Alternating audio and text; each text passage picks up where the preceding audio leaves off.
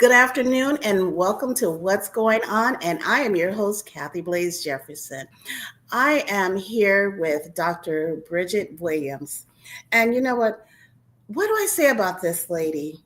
I mean, I just met her, but reading her bio, man, it will blow you away. She's a counselor, she's a podcaster, she's a philanthropist, she's an author, she's a podcaster, and there's so many more titles she has. But it's not all about the titles, it's about everything that this woman is doing in her community and many more communities. So let's welcome Dr. Bridgette Williams today. Hello Thank there. you. Thank you. Thank you for allowing me to come on and use this platform. You're welcome. It's such a pleasure here to have you today. And I look forward to talking to you about all the things that you have going on. And I know in our short amount of time, we won't be able to touch, but about this amount of it. But Hmm. you really have a lot going on that our communities need to know about because Hmm. there's so much going on in our world right now. And you are touching a lot of those areas and all the things that you're doing. Yes, ma'am. So I always like to ask our guests, where are you originally from, Dr. Bridget? I'm from Fredericksburg, Virginia. I live in Okay. Spotsylvania County. However, I was born in Washington, D.C., but I actually was raised in Alexandria, Virginia. Okay. I'm going to say until I was around about 8 or 9 years old, and that's when my parents moved here to Fredericksburg, Virginia, Spotsylvania County area. Okay. Okay. Hmm. Welcome. Wonderful. So, as I was stating, I mean, there is a lot of things that your hands have touched, your mind have touched. I mean, you've gone through a lot in your lifetime, things that some people just couldn't imagine. Hmm. And we'll talk about a little of those things if that's what you're wanting to talk about today. I'm You great. are you are a counselor, and Hmm. you're a specific type of counselor. I want to ask first, why did you go into that profession, and then you can tell us a little bit about the type of counselor that you are. Okay. Well, let me answer the last question. I'm a mental health therapist. Counselor is a very diverse word.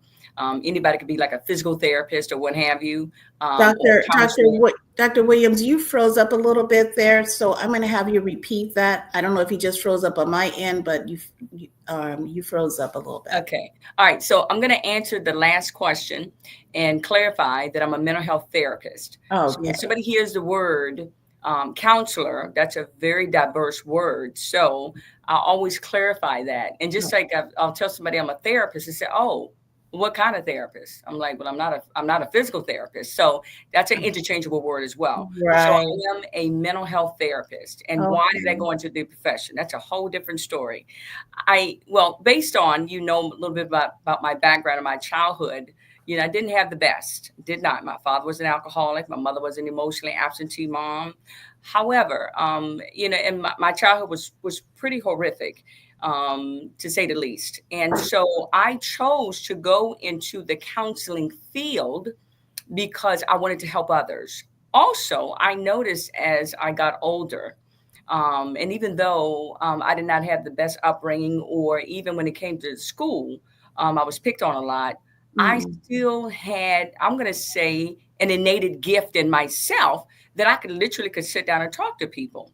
Now, people can go to college all day long, but Right. some things just come very natural for others. That's true. Yeah, and that's why I went into it. I went into it really to help others.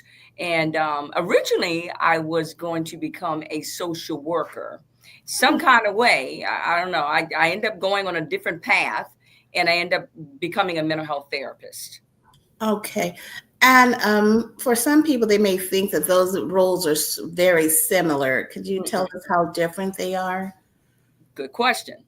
So now the social work field has changed through the years. It's changed a lot. Now they do provide therapy. They do that. And they're much more, I'm going to call a resource linker. And to be Okay. honest, they can be very multifaceted in things and certain things. So for example, the VA will hire them quicker than they will hire a mental health therapist, because Oh, of this reason. They can do billable hours. It's a little bit different. When you're okay. dealing with a mental health therapist, We come in, we're here to provide the therapy, we get you well, we send you on your merry way. Can we resource link? Yes, we can. But that's not what we're trained to do. We're trained to provide therapy. We're trained to elicit change in you. Mm.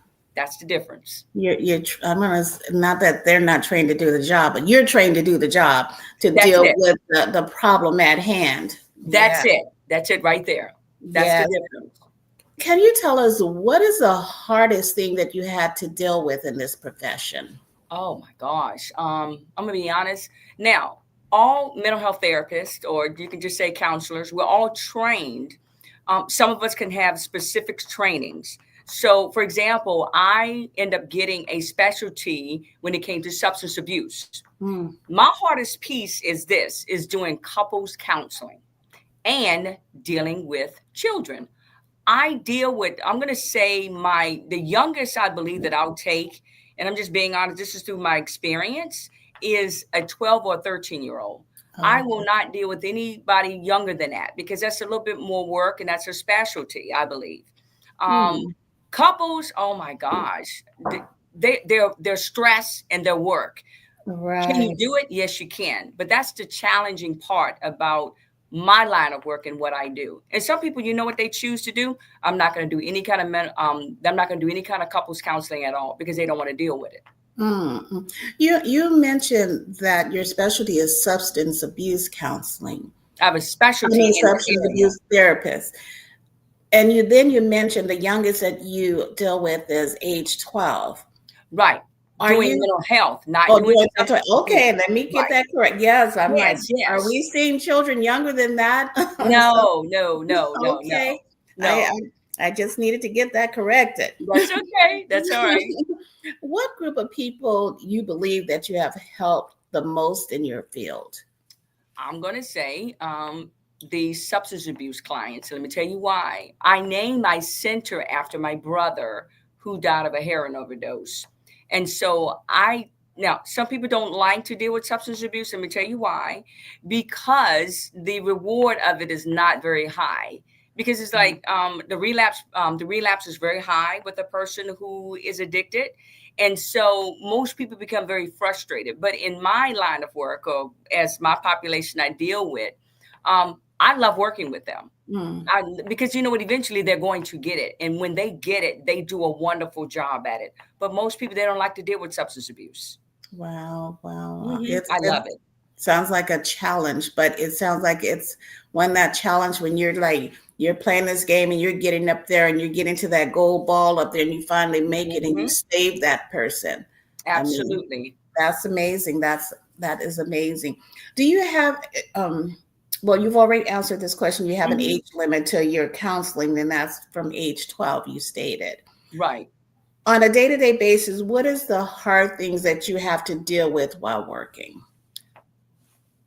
Oh my gosh, I'm going to say the progress notes. Oh, okay. Progress notes. Because, you know, sometimes, you know, once you see clients back to back to back to back all day long, and sometimes we don't get a chance to kind of write those notes down. So I may kind of jot something down in my brain space. But, you know, after a while, you become very, you can train your brain to remember a note. At Oh, least I've trained my brain. I can remember a note even after, I'm going to say after a week. And if I haven't gotten to that note within a week, and I can already write it down because I already know exactly what the person said. But it can be very challenging too.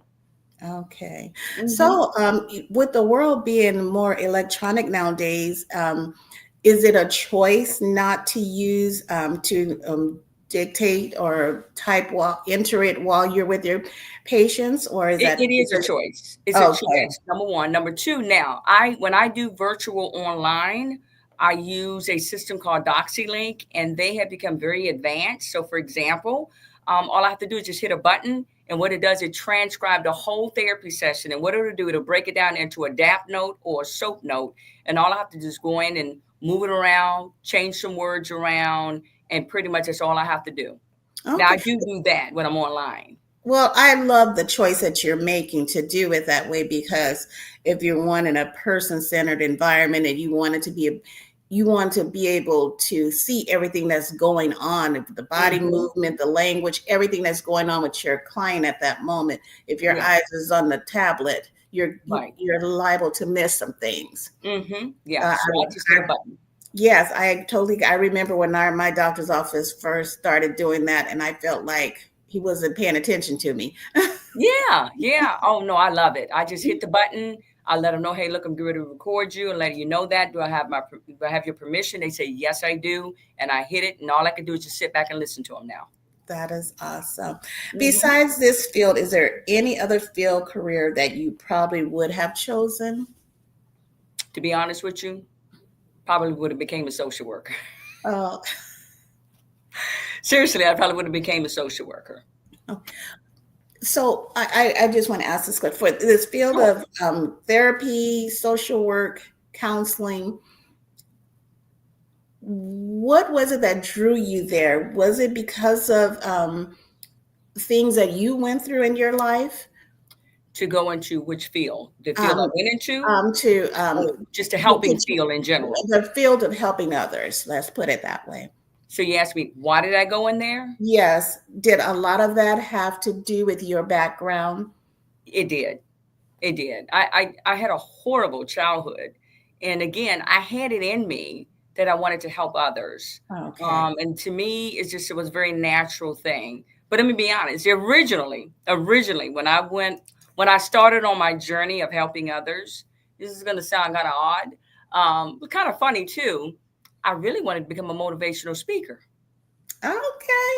I did. I wanted to become a motivational speaker. I started somewhat on that path, and somebody said some things to me along the way, and it changed my mind. Now, also, um, I actually also went into the field of mental health. Is because I remember back when I was in the sixth grade, I was having some problems, and I remember having to go and sit down with a counselor. Mm, And I can see her face, remember her name just as well.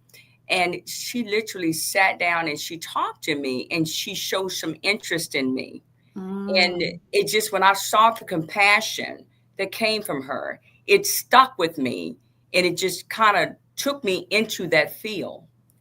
Wonderful, wonderful. Hmm. That is why it is so important for Hmm. us to use these blessings that we have to share with others. I Hmm. mean, you know what? We have these experiences in our life for a reason. Absolutely. And it was funny because when my husband and I mean, obviously I'm widowed now, when we finally decided to move back, because he was military back in 1994, we decided to move back here to Fredericksburg, Virginia. I remember getting in contact with Miss Lee and sitting down with her. And at that time, I was not in college. I hadn't even thought about college, but I knew what I wanted to do.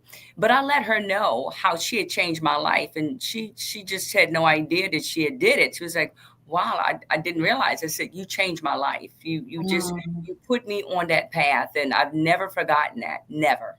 wow. And that is why we need to remember to reach back and let people know what they did Hmm. for us. A lot of times they don't know because, it's what they do every day.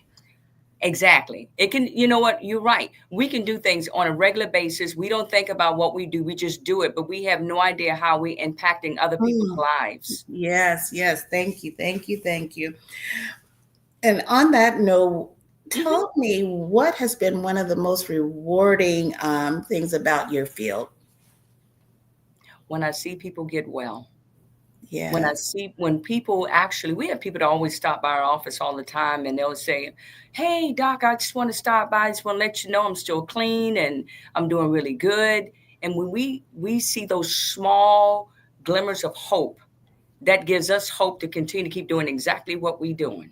And Yes. I have always told my staff, never look at the client as being a drug addict or an Mm, alcoholic. yes. So love and compassion, because like, for example, when I'm training them to do assessments, I always tell them, you treat that client with compassion.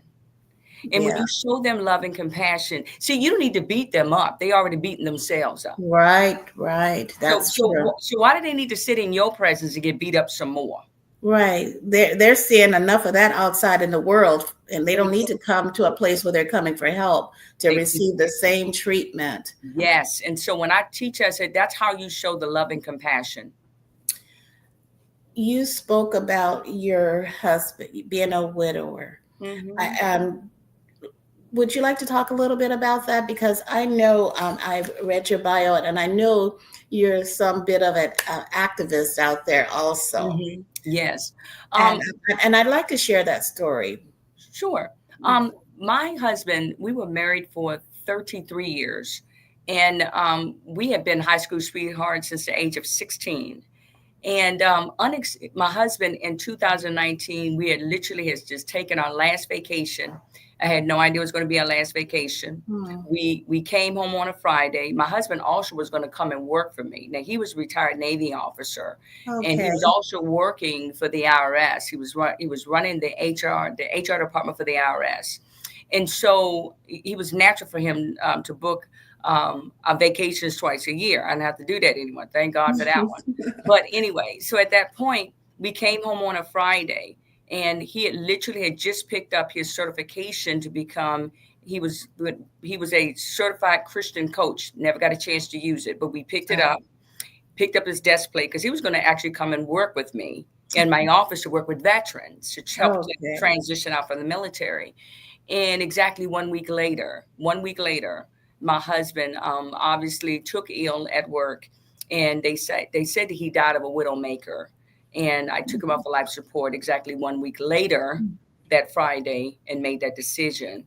Um, and so I was not expecting to become a widow. We had just talked about our retirement on vacation, Mm. and my husband that morning when he took ill. He was a very praying man. He had literally had wrote on a piece of paper. He had a thing with him. He would pray for people. He put it on a piece of paper, and then we had built an altar. He put it on the altar. He put a rock on that altar, and he had prayed for me that morning. And about Okay. 4 hours later, my husband was dead.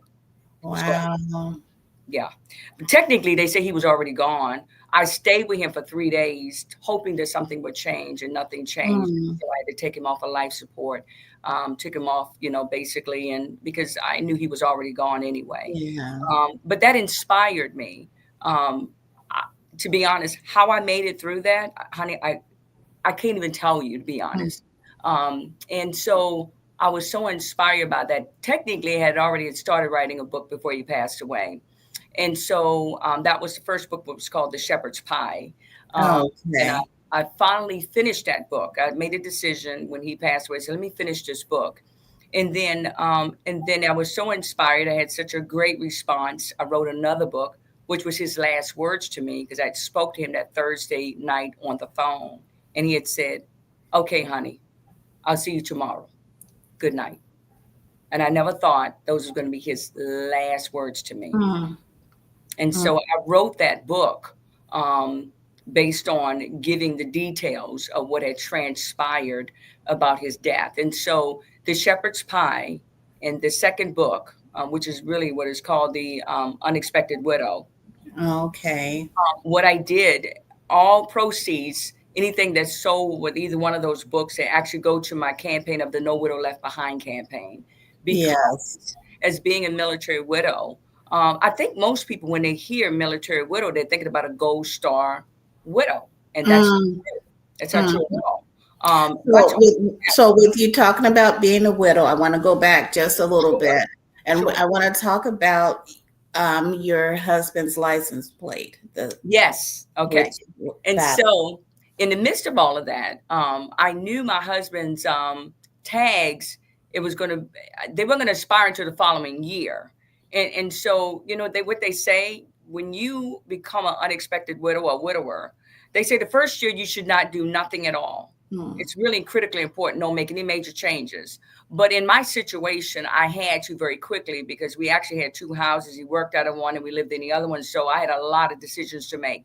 But to get to the license plate, when that following year came, um, we have a rule in the state of Virginia, was this, and it was somewhat disjointed, that they told me, they said, well, since you were not the owner of the truck, and even though you inherited the truck, and they said, or you did not serve in the military, he had a very specialized license plate that reflected Mm. his career. They said you have to turn the license plate in, and I was like, well, I don't think that's fair. But he was funny. if you went 45 minutes up the road in Virginia, you could keep the license plate. So things was disjointed and things was not unified. So I actually ended up talking with another delegate. They at that time they came to me and asked me would I run as a delegate, and I was Mm, like, "There's no way," because I was running a private practice and there was no way I could do it. right. So I worked a deal out with one of the other delegates that ran, and he basically carried. I wrote the bill. He carried the bill for me, and the bill passed. And what it did, it unified the whole state of Virginia. So now all of them we get to keep our license plate. It no matter what, we get to keep that license plate. Then it was so inspired, we went back the following year, did another bill that unified all of any customized military license plates. We get to keep all of them now. Wonderful, Yeah. wonderful. I'm so happy that you did that because you know what? That's like taking a piece of him away from you. Yes, that's what it was. That was taking a piece of him, and you know what? During that time, that's something you don't expect to be having to fight for. I shouldn't have never had to fight for that No. right from the get-go. But things was not unified again. So when that change came, is unified across the whole state of Virginia. Mm. Well, Hmm. congratulations on Thank the you. win for the state of Virginia and all Yeah. the military wives out there. Hmm. So I have a couple more questions. Yes, How ma'am. do you separate your personal life from the mental health field that you deal with daily?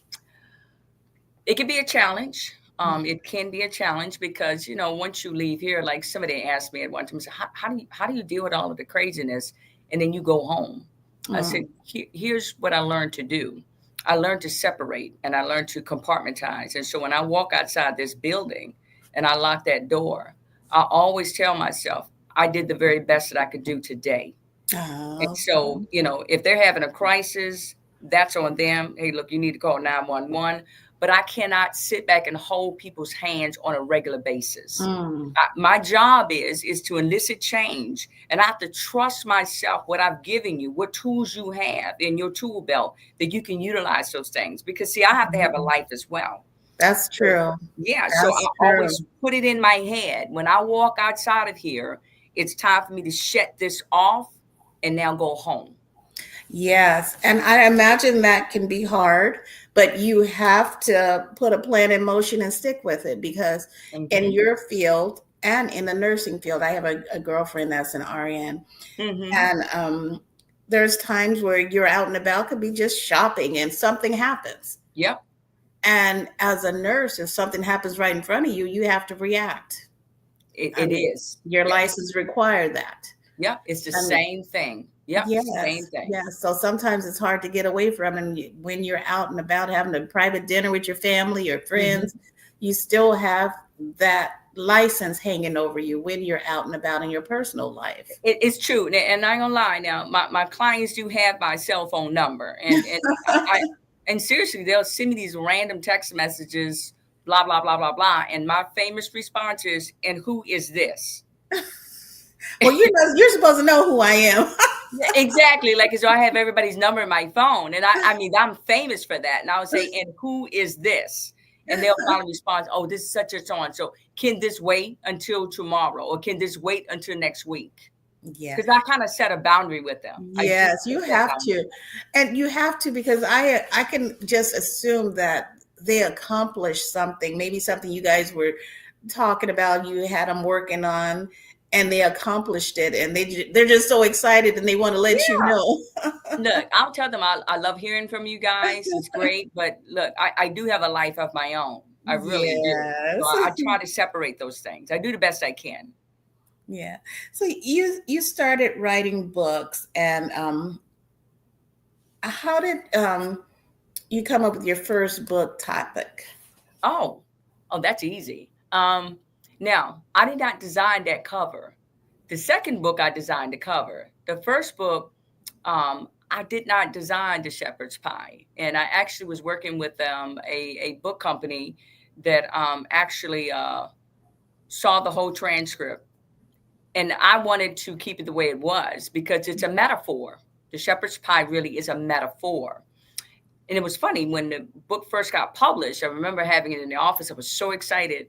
And I remember I gave it to a client, and it was like they said, "Oh, is this a cookbook?" I said, "No, it's not." They, you know, the only person who could get it right was a 16-year-old, and Really? Huh? I handed her the book, and she saw it, and she says, "Oh," I said, "So what do you think?" She said, "Dr. Williams, I kind of know you well." I said, "Okay." So why do you think I call it the shepherd's pie? And she said, "Is this a metaphor?" She did. She got it just that quick. It's a metaphor. I said, "Okay." And she said, "Knowing Wonderful. that I know you're spiritual, something must have happened." I kid you not. She had never read the Oh. book, but it really is a metaphor. The shepherd's pie really is a metaphor, and it really was a pie. It was a pie that saved my life. Mm. That has to feel good too. I mean, this is your 16-year-old client Yep. that you know what, you're thinking you're there helping them, doing all this work with them, Hmm. but they're getting to know you as well. Yeah, yeah, but I mean, I had her for a couple of months, but it was interesting. She picked up on it quick, gave it to an Yeah. adult. They was like, "Oh, is this a cookbook?" No, it's not a cookbook. That's awesome. That is Yeah. awesome to know that they are actually listening. They're paying attention to what you're saying. I mean, Hmm. you are a motive. I mean, you may not be on those huge stage that most people think a motivational speaker is, but you Yeah, are a motivational speaker in your office with your clients. absolutely. To me, I'm always talking to folks every single time of the day of the week, and I enjoy talking to people. And it was just very natural for me to start a podcast. You also have some a book in regards to the um, the pastors, relationships with pastors. Also, I don't know how to put it, or however Right. you put it. So, okay, so we're still talking about the shepherd's pie, which Okay. is what comes back down to I escaped a dangerous religious group. Okay. That's Okay. really what that was about, and I basically almost tried to take my life. Um, Very good read. When I wrote the book, I wrote it in a very conversational tone. Everybody who reads that book, they said, "Wow, I felt like I was talking to you." They said, "Because I know Hmm. your voice, the way you wrote the book is a very quick, easy read book." And they said it was very inspirational. And then you can actually, the book is now sold in Barnes and Noble. I actually had my own debut that they actually outsold some of the other old authors that was actually at Barnes and Nobles here in Fredericksburg. So now you can actually buy the book. And matter of fact, I think they said the book sold out. So I have to actually give them some more books because it sold so well. Congratulations. Thank you. Congratulations. So, Dr. Hmm. Bridget, you have gone, as we've said earlier, you've gone through a lot of things in your life since Hmm. childhood. You've accomplished, you're very well accomplished. You've would you say that you are healed from your childhood adult traumas? Absolutely. And good question. One thing about me, what I can do, like sometimes when I'm teaching class, and I haven't taught in a while, but when I'm teaching class, like family dynamics is one of those pieces that I love to teach, and people love to hear me teach it because I do such a very animated job. So when somebody has not really healed from their trauma, they would really have a really hard time to talk about the past. Mm, And in my situation, I can talk about it. I can talk about it every day of the week, and it mm, doesn't bother me because I know that I've healed beyond all of that. I did the work prior before even going into therapy. I do believe this. I think a therapist should actually go to therapy to mm. understand what it is to be the client. Also, they teach us this: get through your own stuff first Yes. before you try to go and help somebody else. And Right, right. I've done the work. I have put in the work. I stayed in therapy seriously, and I'm not a big proponent of being in therapy. I meet somebody, I've been in therapy my whole life. Well, then, honey, I'm so sorry. Then you got the wrong therapist. Mm, Being honest, seriously. mhm. When I went into therapy, my journey of having to go in because I kept having so many issues. I stayed in therapy for a good solid 3 years. And Okay. when I'll never forget my therapist. He's since retired, Dr. Bori. I asked him. I said, "How do I know when I'm ready to end therapy? Do you tell us, or what do you do?" He said, "Well, guess what? You determine when you want to end therapy."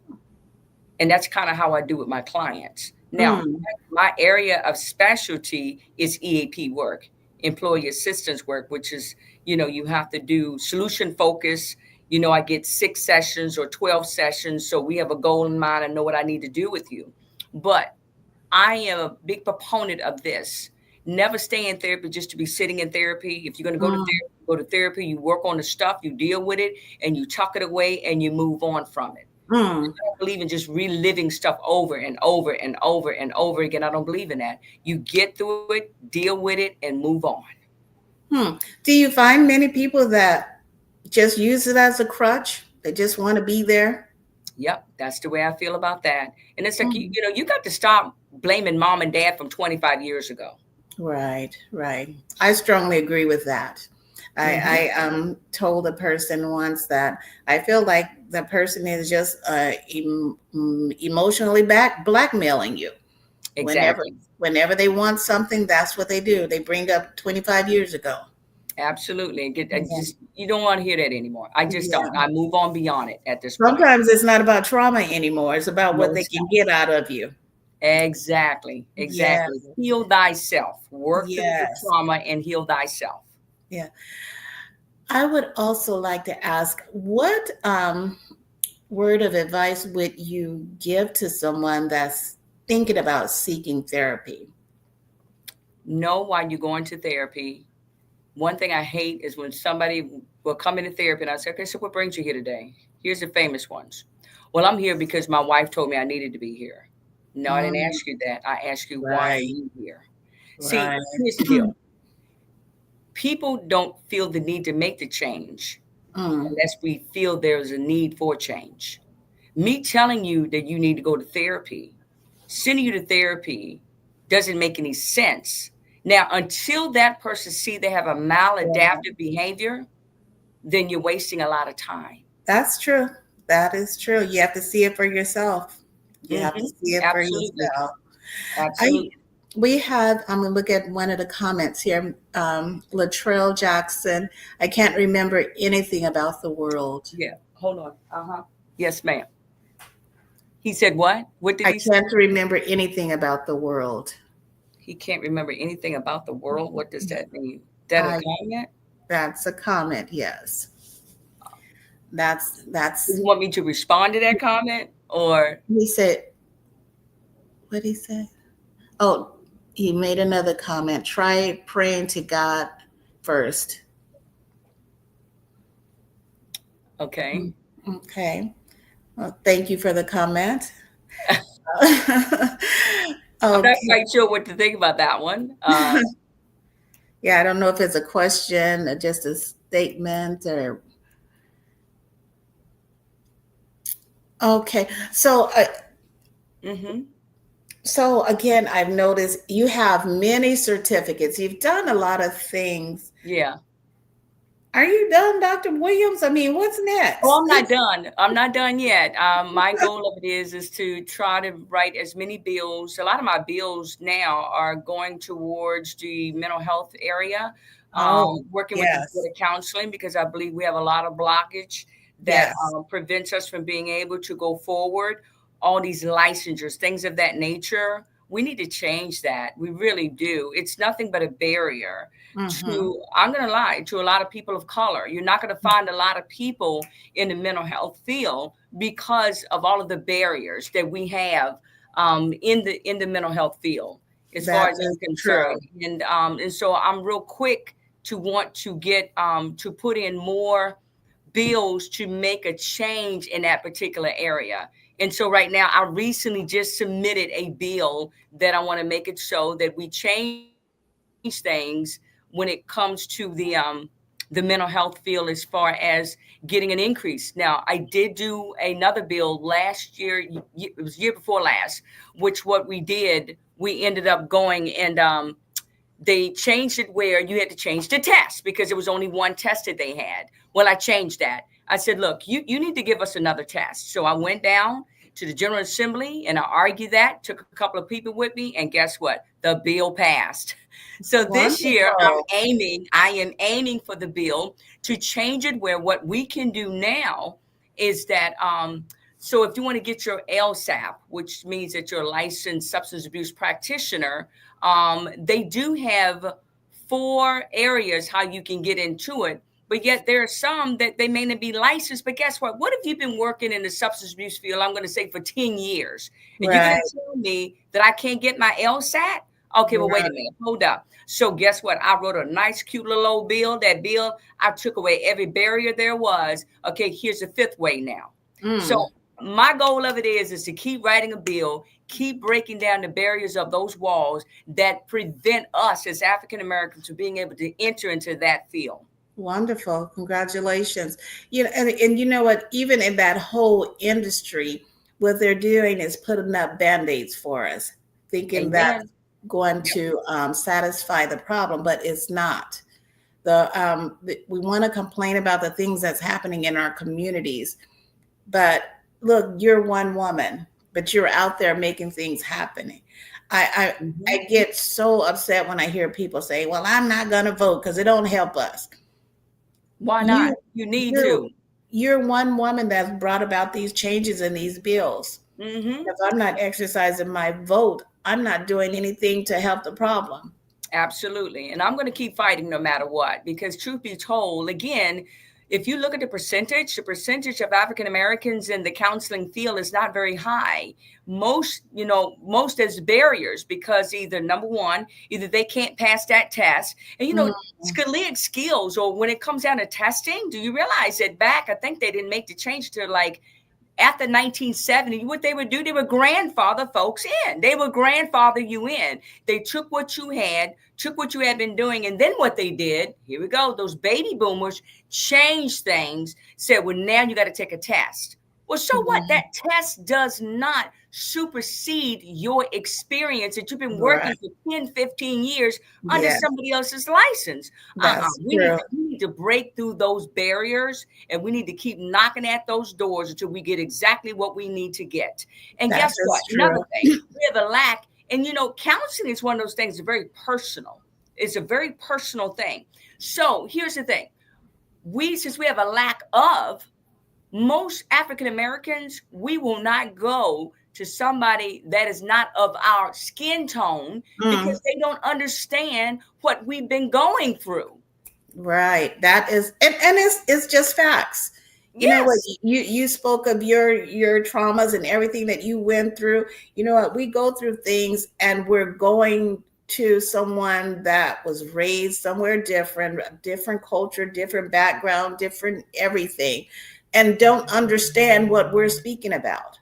Absolutely. So a lot of times they're just giving them pills. Take these pills. They're prescribing pills for them. Right. Okay, they're probably already taking enough street drugs already out there. Mm-hmm.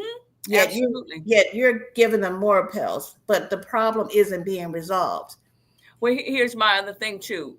We live in a society where is this. We would rather give a pill than to help a person to develop some skills. That's true. And we need to do better in that area. We've That, got to do better. We also, again, I'm going to repeat this again. We've got to get more of our people of color in the counseling field or the yeah. social worker field. We've got to do better in this area. But Mm. again, here's my thing. I'm real big on this. How many people of color are sitting at that table when they're making those decisions, when they're writing the DSM-5? How many of us of color are sitting at that table? Very slim. That's Very true.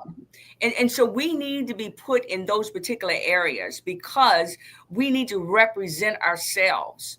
And now I've always had this other issue that I don't like. Now I work in the field, but if you think about it this way, in every community, we've always had somebody that we felt comfortable talking to. Like in Mm. Africa, they have the griot, the great wise one that they would go to. Mhm. Or in the African community, we had the pastor, we had the teacher, we had Yes. we would go and we would talk to them. But here's the biggest problem: how can you take something? Let's be honest. Think about it now. How can you go and monopolize of a basic skill that we have? We're talking right now. And now we're going to put a theory on it. I'm just being honest, put a theory on it and then say, well, I'm going to charge you now to talk to me.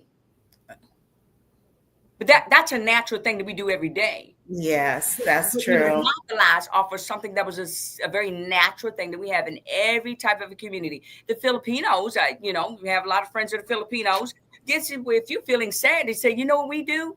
We will open up a window and talk to the next door neighbor. They say, why do you need to pay somebody to talk to you? Um, It's a good point. I mean, that so, is true. but I And work with, that is so true. And you think about our community. I think about I'm going to use my grandmother as for example. She was sent out in the front yard all the time. All the kids in the neighborhood would come to her house. yep, During the holidays, she'd buy one of these huge candy canes, and after Christmas, she'd break it. Be out there with her little hammer, breaking it up, and all the kids, I don't know what it was about that candy cane, would come right. to her. And I think it was more than a candy cane because she would Mm-hmm. talk to them and love on them.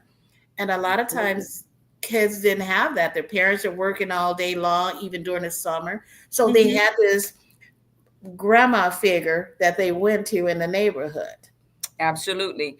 Those are basic skills that we have within our community. And yet we seem to dismiss that. And we feel we got to go Yes. spend a bunch of money to go sit down and talk to somebody. But it doesn't require all of that. But I know I'm Mhm. sitting here as like, hold up, lady. That's your own field. I get it. But I'd sit in, look, I would sit in class, would argue about stuff like that all the time. So you can imagine me sitting in class in college, arguing with Right. the professor or stuff like this. I'm like, I think we've monopolized off of a basic skill. It was a basic thing that we have. Think But about you know growing. what? You know what? Your services will always be needed. It Okay. is. Yeah. Having what you're discussing right now is just a part of humanity, a part of who we Hmm. are. I mean, most times people don't even know who their own neighbors are. We can True. walk outside and wave at the neighbor or say hi. We used to do those things. A lot of times you get out your car, you just run in the house and you don't say hi to your neighbors anymore. So We we're don't. missing that communication. Hmm. I mean, Absolutely, yeah. So yeah. I make myself available to everyone as much as I can. And one thing is too, when I know that somebody cannot afford therapy, I'm like I have a lady right now that that I'm providing her free therapy. I do it all the time. Or I'm also with another organization called Open Path, which what we do a pay and slide scale. So I try to make it so that the therapy is very affordable for everyone. Even though we're a nonprofit organization, we never get donations. We never get them. But again, I continue to keep doing what I'm doing because I love working with people and I love seeing people make change in their lives. George Warren said he gave you lots of stars. So, Dr. Bridget, if someone wanted to reach out to you, how would they contact you? They can contact us here at the Angela Recovery Center, 540-898-2020. I hate to throw this number out there, but I'll throw my own personal number out there. Oh, It's don't put that out there. Are you? Is your organization? Do you have Facebook, Instagram pages, or anything like that? you can find us actually on Facebook page. You can actually Oh, go in www.angelorecoverycenter.org and okay, you'll be able to get to us. But our number is 540-898-2020. wonderful. We're not giving out any personal phone numbers here.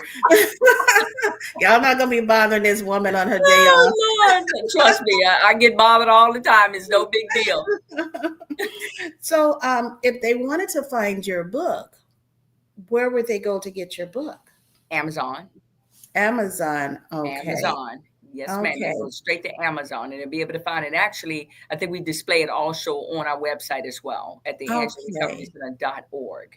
So, is there anything coming up?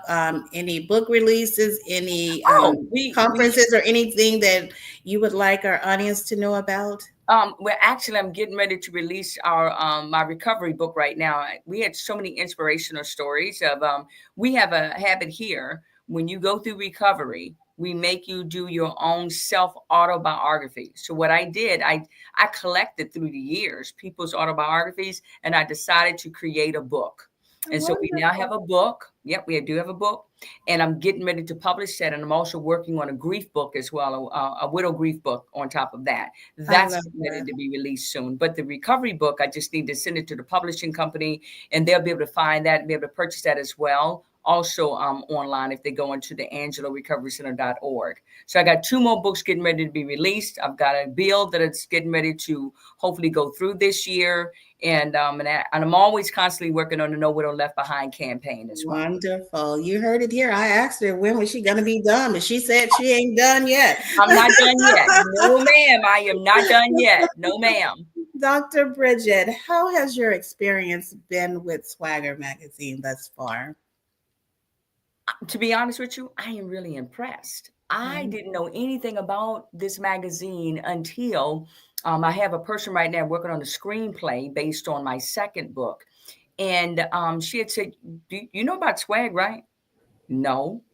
They said, "Oh, honey, let me send this to you." They said, "You need to contact them, and you need to get yourself interviewed in the whole." Now, I am really impressed with you guys. Very much Wonderful, impressed. wonderful. I'm going to work on some other services with you guys as well. I am very much impressed. Very Awesome, much. awesome. Yeah, so and you look into those things that I was mentioning to you I am. earlier because we Yes, don't want you ma'am. to be able to miss those opportunities also. Well, it Mhm. was such a pleasure to have you here today, and thank you for sharing all the love and everything that you were able to share about your life, your journey, and just being Mhm. here with us. Thank you so very much for allowing me to actually be a guest on your show as well. It was such a pleasure. And thank you all for joining us here today on What's Going On, and we'll catch you next time. All right. Bye. Bye bye.